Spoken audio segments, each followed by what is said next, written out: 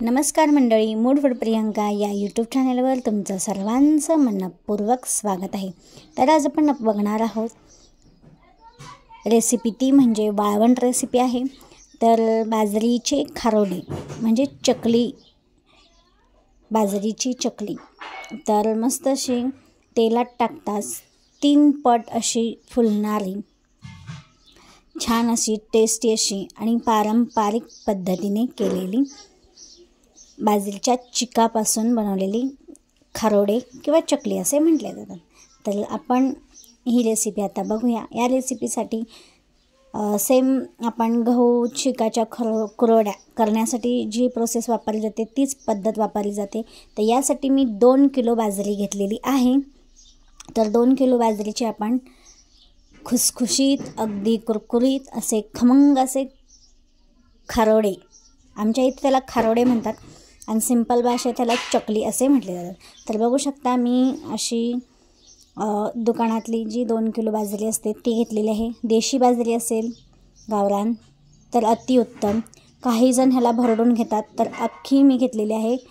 अजिबात भरड वगैरे काही न करता अख्खी बाजरी घेतलेली आहे। तर ह्या बाजरीला आपण 6 दिवस भिजत ठेवणार आहोत।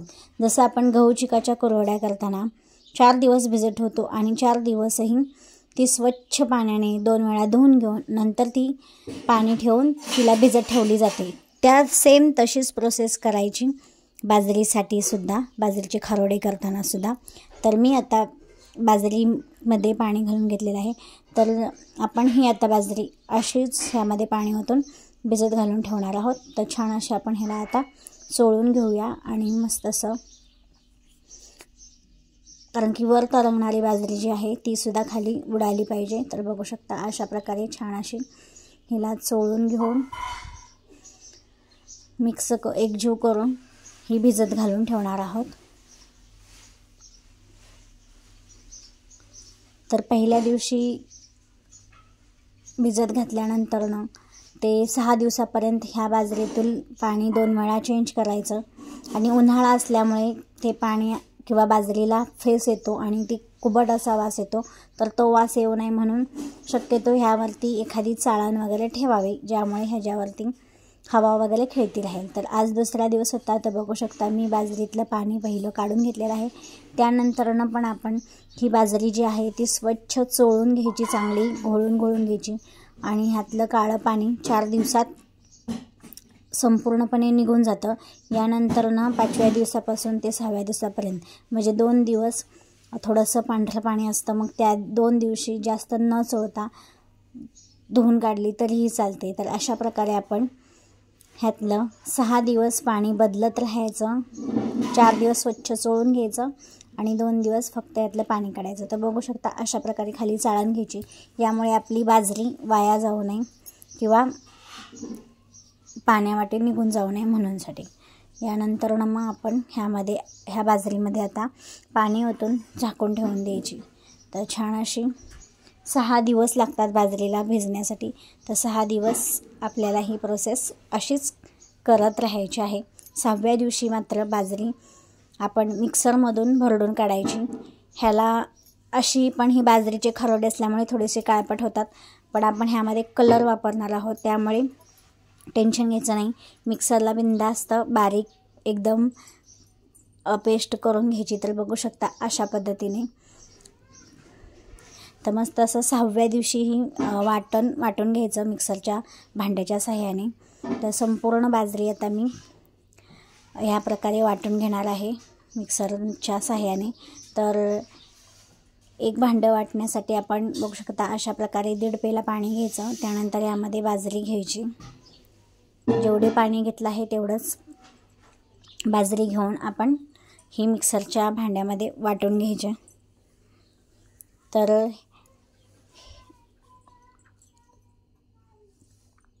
या प्रकारे तुम्ही पण अशा प्रकारे बाजरीचे खारोडे जरूर करा। तर खूप टेस्टी होतात, कुरकुरीत होतात।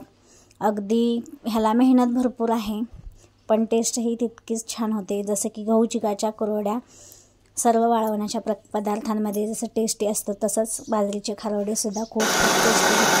काही भागामध्ये सांडगे सुद्धा केले जातात। बाजरीचे खारोडे मस्त अशी आता ह्याची सुद्धा आपण पेस्ट करून घेणार आहोत. बघू शकता अशा प्रकारे बारीक एकदम दळून घ्यायचं आहे. त्यानंतर सर्व बाजरी मी आता मिक्सरच्या भांड्याच्या सहाय्याने भरडून घेणार आहे.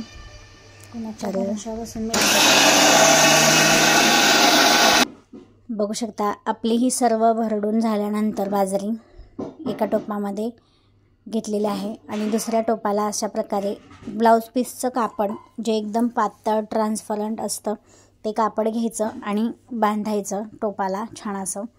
यातून आपण आता जसा गव्हाचा चीक गाळला जातो तसाच बाजरीचा चीकसुद्धा गाळून घ्यायचा. तर मी बघू शकता अशा प्रकारे गाळून घेत आहे. तर थोडं थोडं ह्यावर चीक टाकायचा फुलपत्राच्या सहाय्याने आणि छान असं हाताने हलवून ते खाली निथळवून घ्यायचं. तर बघू शकता अशा प्रकारे वरती चोथा हा राहतो.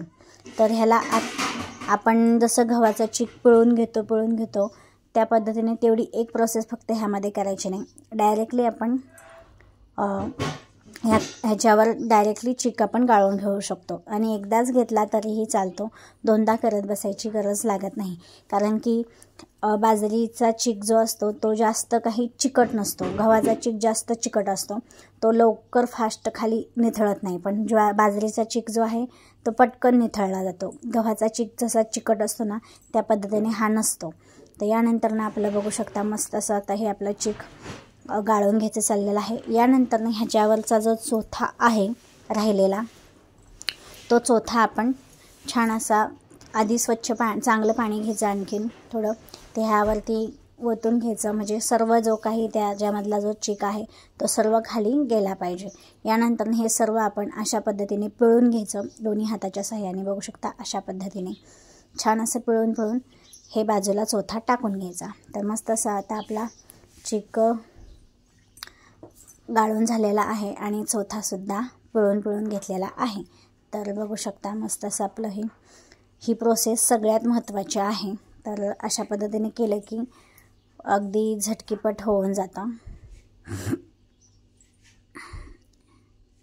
यानंतर आपण बघू शकता चीक बाजरीचा अशा पद्धतीने आपला साठलेला आहे. तर यानंतर दुसऱ्या दिवशी सकाळी आपण चीक वरती जे पाणी येतं ना ते बाजूला काढून घ्यायचं आणि चीक फक्त ठेवून द्यायचा. तर एवढा आपला आता सध्या तरी चीक पडलेला आहे. तर बघू शकता आणि बाजूच्या टोपामध्ये सुद्धा बघू शकता एवढी ही बाजरीचा चोथासुद्धा बाजूला पडलेला आहे. तर हा चोथा वेस्ट जातो बाहेरच्या भागामध्ये जर तुम्ही शहरामध्ये करत असाल तर. गावाकडे मात्र हा चोथा वाया जात नाही. आमच्या घरी कोंबड्या आणि शेरडा आहेत, त्यांना आम्ही खाऊ घालतो. यानंतर दुसऱ्या दिवशी सकाळी अशा प्रकारे जो बाजरीचा चीक आपण काढलेला असतो त्यातला असं वरती पाणी राहतं आणि खाली चीक हा दाटसर राहतो. तर वरचं अलगद पाणी हे काढून घ्यायचं. यानंतर ना आपण हा बघू शकता हे पाणी आहे आणि चिकाच्या टोपावर जे म्हणजे टोपामध्ये जो आपण चीक काढलेला असतो त्यामध्ये वरती पाणी येतं राहतं आणि खाली सगळ्यात चीक साचला जातो. तर बघू शकता हे दाटसर आहे मिश्रण, ते आहे चीक. तर बाजरीचा चीक ह्या पद्धतीने एवढा असा निघतो. तर यानंतर ना सगळ्यात महत्त्वाचं म्हणजे आपण हा चीक मोजून घ्यायचा एखाद्या भांड्याच्या साहाय्याने. तर आम्ही कळशीमध्ये हा ओतून घेणार आहे. आधी सर्व खाली जो चिटकलेला असतो ना तो सर्व बाजूला काढून घ्यायचा. म्हणजे हाताने आपण ढवळत राहिलं की व्यवस्थित सर्व कडा वगैरे सोडवल्या जातात. त्यानंतर आपण हा चीक मोजून घेणार आहे आणि हे पाणी वाया जाणार आहे. त्यानंतर आपण हा आता चीक मोजून घेत आहे. तर कळशीमध्ये आम्ही ओतून घेतो आहे. तर अर्धी कळशी आमचा हा चीक भरलेला आहे. तर बघू शकता. तर आपण जेवढा चीक घातलेला आहे तेवढंच पाणी घालायचं. म्हणजे तेवढंच पाणी घ्यायचं चीक शिजवण्यासाठी. तर एका टोपाला बुड लावून चुलीवरती तो टोप ठेवलेला आहे तर पाणी उकळण्यासाठी. तर बघू शकता अशा पद्धतीने. तर एक कळशी पाणी म्हणजे अर्धी कळशी पाणी ओतलेलं आहे आपण ह्यामध्ये. त्यानंतर यामध्ये 2 चमचे मीठ टाकून घेतलेलं आहे. त्याचबरोबर 1.5 चमचा जिरे, तर ह्यामध्ये आपण जिरे घालून घेणार आहोत खारोड्याला. तुम्हाला जर आवडत असेल तर खसखससुद्धा तुम्ही वापरू शकता. तर आम्ही कुरवड्यांना खसखस वापरतो आणि खारोडे असतात त्यांना जिरे वापरतो, तर खूप छान टेस्ट येते। यानंतर मी तुम्हाला सांगितलं होतं की आपण हे बाजरीचे खारोडे जरा काळपट होतात, बाजरी काळी असल्यामुळे, त्यामुळे आपण ह्यामध्ये खारोडे करताना ह्या आदनमध्ये म्हणजे ह्या उकळत्या पाण्यामध्येच रंग टाकून घ्यायचा आहे। ऑरेंज कलर मी वापरलेला आहे, केसरी रंग म्हणजे जिलेबी रंग। यानंतर यामध्ये आपण आता हा चीक थोडा थोडा ओतून घेणार आहे आणि चीक ओतत हे हटून घ्यायचं असतं। तर मदतीला जरूर घ्यावं, जर एवढं करत असाल तुम्ही 2 किलो 3 किलोचं, तर सोबतीला कोणतरी जोडीला असावं लागतं। यानंतर छान असा आपला हा चीक हटून घ्यायचं सुरू आहे। ही कसं बघू शकता, थोडासा रंग कमी पडलेला आहे, म्हणून आम्ही आता आणखीन थोडासा रंग टाकणार आहोत, कारण की छान असा केसरी रंग दिसायला हवा। तर बघू शकता आणखीन थोडासा रंग हा वाढताना टाकलेला आहे। आता तेवढं काय करायचं आणायला छान असं आता हे सर्व एकजीव करून शिजवून घेणार आहोत। आपला हा चीक ज्या पद्धतीने आपण गहूचा चीक शिजवला जातो त्याच पद्धतीने हा शिजवून घ्यायचा। यानंतर कळशीमध्ये थोडाफार चीक राहते, त्यामुळे कळशीसुद्धा थोडंसं पाणी ओतून खंगळून घेतलेलं आहे, त्यामध्ये थोडंसं गरम पाणी ओतून खंगळून घेतलेलं आहे। यानंतर आपला बघू शकता चीक शिजलेला आहे बऱ्यापैकी। यानंतर सोऱ्यामध्ये भरायचा आणि ह्याचे खारोडे घालायचे। खारोडे म्हणजे चकली, बाजरीची चकली घालून घ्यायची। तर बघू शकता एवढ्या काही अशा म्हणजे गोल गरगरीत पडत नाहीत, जरा थोड्याशा हे होतात, पण छान दिसतात नंतरनं, छान अशा फुलतात सुद्धा। एकमेकावर जरी पडत असल्या ना तरी छान असे शिजल्यामुळे तळल्या जातात खूप छान अशा। तर छान असं आता आमचं हे सुरू होतं खारोडे करायचं। तर आमच्या भागामध्ये ह्याला खारोडे म्हणतात, तुमच्या भागामध्ये याला काय म्हणतात? चॅनलवर जर नवीन आला असाल तर चॅनलला सबस्क्राईब करा, व्हिडिओला लाईक करा आणि जवळ असलेले सबस्क्राईब केल्यानंतर जवळ असलेले बेल आयकॉनच्या बटनावर क्लिक करून ऑल यावर क्लिक करा, जेणेकरून तुम्हाला आपल्या चॅनलवरील येणाऱ्या नवनवीन व्हिडिओची नोटिफिकेशन मिळेल। तर छान असे आपले आता खारोडे करायचे सुरू आहेत, बघू शकता। तुम्हाला कोणती वाळवण रेसिपी पाहिजे असेल आणखीन वेगळी तरी तुम्ही कमेंट करू शकता आणि कमेंट करून अभिप्राय जरूर कळवा। तर मस्त असे आपले आता खारोडे होत आलेले आहेत। तर तुम्हाला वाळवण रेसिपीमधील कोणती रेसिपी आवडते ते सुद्धा तुम्ही सांगू शकता।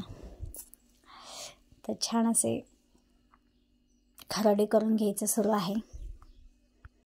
तर 2 किलोचे आपले बाजरीचे खारोडे बघू शकता, पूर्ण खोट आपली भरलेली आहे, तर थोडीशी जागा रेती राहिलेली आहे। तर मस्त असे आपले हे बाजरीचे खारोडे दिसत आहेत आता, आणि जसं जसं उन्हात सुकत जातील तसतसे ह्याच्यावरचा जो रंग आहे ना आणखीन डार्क होत जातो, म्हणजे ऑरेंज रंग खूप छान असा होत जातो। यानंतर ना आपण हे 2 ते 3 तासानंतर कडक ऊन असेल तर पलटी मारून घ्यायची, सर्व खारोडे म्हणजे पलटून घ्यायचे, म्हणजे दुसऱ्या बाजूने पण छान असे ते सुकले पाहिजे। तर 2 ते 3 दिवस उन्हामध्ये कडकडीत चांगले सुकवून घ्यायचे हे।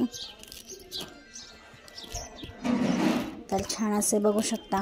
तर यानंतर ना आपण हे बाजरीचे खारोडे तळून बघूया। तर तळण्यासाठी मी कढईमध्ये तेल घेतलेलं आहे, तेल छान तापल्यानंतर खारोडे सोडल्यानंतर बघू शकता खारोडा हा 2 ते 3 पटीने छान असा फुलत आहे आणि खूप छान लागतो टेस्टला, एकदम कुरकुरीत आंबूस असा छान अशी त्याची टेस्ट येते।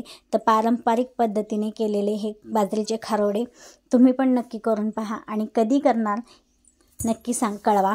तर धन्यवाद, भेटू पुन्हा छान अशी रेसिपी किंवा ब्लॉग व्हिडिओ घेऊन। धन्यवाद व्हिडिओ पूर्ण पाहिल्याबद्दल। व्हिडिओला लाईक शेअर सबस्क्राईब करायला अजिबात विसरू नका।